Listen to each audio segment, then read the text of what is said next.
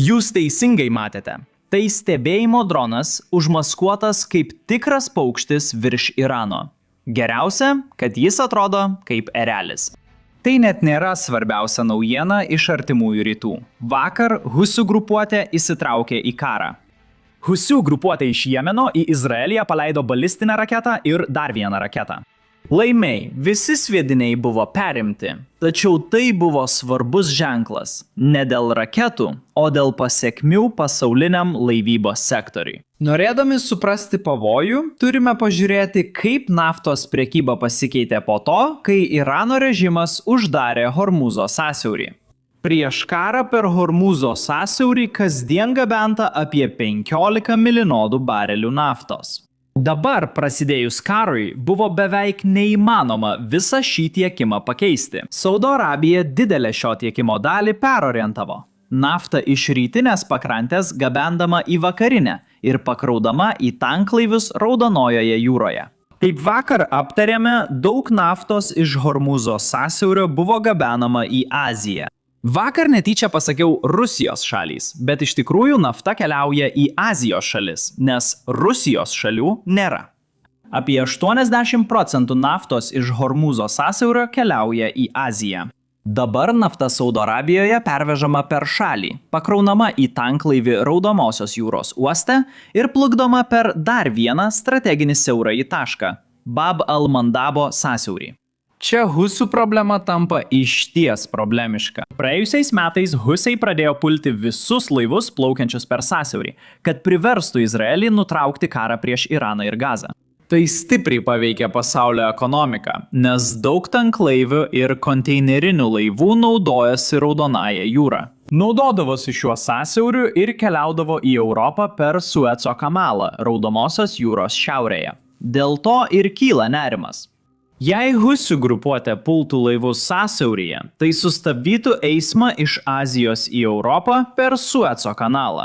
Laivybai tektų plaukti aplink Afrikos kyšulį, o tai prideda apie 14 dienų ir didina infliaciją visame pasaulyje, ypač Europoje. Be to, dabar, kai didelė dalis tiekimo iš Saudo Arabijos, kuris negali vykti per Hormūzo sąsiaurį, keliauja per Raudonąją jūrą ir Bab el-Mandebo sąsiaurį. Jei Husiai vėl pradės pulti laivus, tas tiekimas taip pat išnyks.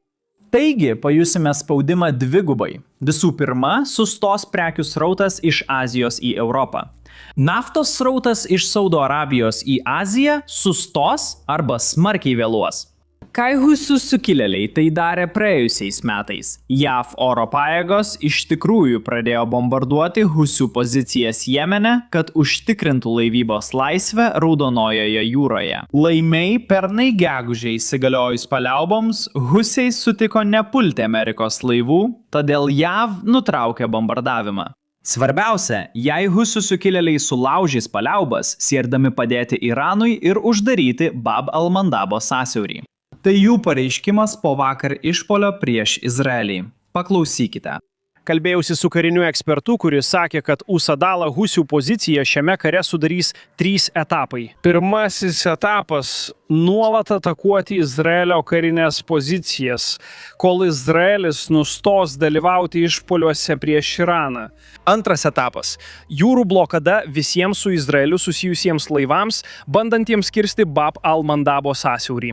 Kaip žinote, visos importuojamos prekės į Elato uostą keliauja per Bab al-Mandabo sąsiaurį. Apie 30% Izraelio prekybos ir visos importuojamos prekės keliauja per Bab al-Mandabo sąsiaurį į Raudonąją jūrą.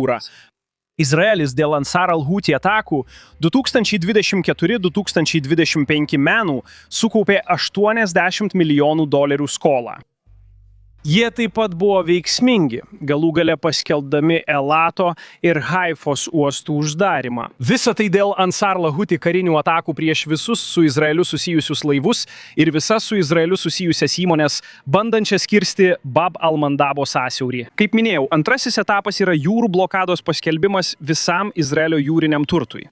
Trečiasis etapas bus JAV karinių bazių puolimas, jei JAV įsitrauks. Jei JAV kartu su Izraeliu imsis karinių veiksmų prieš Ansarlah Huti ir reaguos į išpuolius Jemene, Jemeno grupuotė taikysis į JAV karinės bazes Saudo Arabijoje, Omane ir regione. Dabar darosi įdomu, nes atrodo, kad Hutiai nenori dalyvauti šiame kare. Turime pakalbėti apie terorizmo politiką. Net teroristinės grupuotės vykdo savo politinius žaidimus.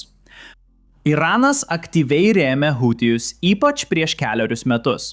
Esu tikras, kad parama sumažėjo, nes Iranas su Izraeliu yra įsitraukęs į kelis karus. Tačiau prieš tai jie stipriai rėmė Hutius, kad užtikrintų šios pasipriešinimo ašies kūrimą. Dabar atrodo, kad dar gyvi Irano lyderiai nori tuo palaikymu pasinaudoti. Jie spaudžia Hutijus prisijungti prie karo, išplėsti konfliktą ir uždaryti sąsiaurį prie Jemeno sienos. Dabar Hutijai nenori įsitraukti dėl praėjusių metų įvykių. Kaip minėjau, beveik kasdien prieš Hutų taikinius vyko JAV bombardavimo reidai. Hutų infrastruktūra ir vadovybė smarkiai nukentėjo, todėl jie sutiko su paliaubomis. 2025 m. gegužę. Jie nenori, kad bombardavimai pasikartotų, tačiau Teheranas spaudžia juos įsitraukti į konfliktą. Jie paleido 2 raketas į Izraelį kaip perspėjimą, sakydami, jei toliau pulsite Iraną, Libaną ir Hezbollah, tada Hutiai taip pat įsitrauks. Šiuo metu tai atrodo tik kaip žinutė, o nebūtinai Hutų visiškas įsitraukimas į karą. Tačiau tai gali pasikeisti, jei eskalacija yra nedidės. Dabar priežastis, kodėl aš kalbu apie eskalaciją, yra ta, kad vakar Izraelio pajėgos padarė tai, kas iki šiol šiame kare nebuvo padaryta. Prieš pradedant, paspauskite patinka ir prenumeruoti apačioje. Tai padeda mums. Dabar aptarkime šią eskalaciją. Vakar Irano užsienio reikalų ministras pareiškė, kad Izraelis smogė 2 iš didžiausių Irano plieno gamyklų – elektriniai, civiliniams branduoliniams objektams ir kitai infrastruktūrai. Izraelis teigia veikęs su JAV, tačiau atakos prieštarauja JAV prezidento pratęstam diplomatijos terminui. Iranas brangiai atkeršys už Izraelio nusikaltimus.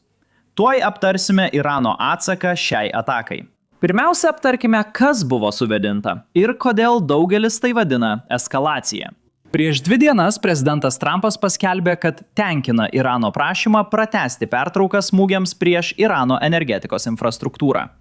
Pertrauka pratęsta 10 dienų iki 2026 balandžio 6 D. Dabar, jei grįžtume prie Irano užsienio reikalų ministro pareiškimų, jis sako, kad Izraelis pažeidė šią pertrauką, kurią pats prezidentas Trumpas pratęsė diplomatijos labui. Dabar situacija sudėtingesnė, nes Izraelis greičiausiai taikėsi į 2 plieno gamyklas. Jie to viešai nepripažino, tačiau visos aplinkybės rodo, kad į tai taikėsi Izraelis. Atrodo, kad Izraelis netaikėsi į elektrinę, dėl kurios ginčijasi užsienio reikalų ministras. Tikėtina, kad elektrinė tiekė elektrą plieno gamykloms ir buvo apgadinta per smūgius nukreiptus į jas. Tai nereiškia, kad buvo nutraukta Trumpo suteikta pertrauka, bet tai vis tiek buvo eskalacija, nes plieno gamykla laikoma civilinė. Izraeliečiai sakys, kad tai dvigubo naudojimo objektas. Plienas reikalingas ir kariuomeniai, ir civiliams. Iranui tai buvo svarbu, nes pernai jie eksportavo apie $7 milijonų vertės plieno. Tai buvo svarbi jų ekonomikos dalis, o priklausomai nuo žalos atsigavimas gali užtrukti ilgai. Nuo šio išpuolio. Tai svarbu, nes sausį režimas susidūrė su plataus masto protestais dėl savo sukeltų ekonominių problemų. Šios problemos nedingo net ir karo metu. Net jei karas baigtųsi ir režimas išliktų, ekonominės problemos dėl šių ir panašių smūgių tik didės, dar labiau spaudžiant režimo elitą imtis veiksmų. Žinoma, tai nereiškia, kad režimas žlugs. Tai gali reikšti, kad Iranas taps kaip Šiaurės Korėja, kur valdžia nesirūpina žmonių gerovę. Jiems rūpi tik režimo išlikimas, nesvarbu, kokia kaina žmonėms. Tai įmanoma, bet režimas gali žlugti dėl karo sukeltų ekonominių spaudimų. Galbūt taip mano izraeliečiai. Skirtingai nei Jungtinės valstijos, Izraelis kiek atviriau kalbėjo apie režimo pakeitimą. Nebūtinai jie patys priverstinai keistų režimą, bet veikiau sukurtų situaciją arba aplinką, kurioje Irano žmonės galėtų nuversti režimą. Tai yra viešas Izraelio premjero Netanyahu pareiškimas. Dabar sutelkime dėmesį į griežtą Irano atsaką. Izraeliui smogus Irano plieno gamintojams, Iranas pradėjo atakuoti civilinės gamyklas Persijos įlankos regione. Man vis dar nelogiška, nes daugelis Irano atakuojamų šalių iš tikrųjų nėra gerose santykiuose su Izraeliu. Izraelio požiūriu tai tam tikra dviguba nauda. Jie naikina Irano pramonę, o Iranas atsako naikindamas pramonę šalise tokiose kaip Saudo Arabija, kuri nepripažįsta Izraelio, taip pat Kataras ir Kuveitas. Ir panašu, jie taip pat puola Omaną, kuris, kaip teigiama, šiame kare yra Irano pusėje. Tačiau nepaisant to, Irano planas yra užtikrinti, kad ekonominė žala būtų kuo platesnė. Tokiu būdu jie gali greitai užbaigti šį karą. Iranas paskelbė objektų, į kuriuos smogs Persijos įlankoje ir artimuosiuose rytuose sąrašą. Į sąrašą įtrauktos plieno gamyklos Izraelyje, Saudo Arabijoje, Jotovaje, Kuveite, Katare ir Bahreine.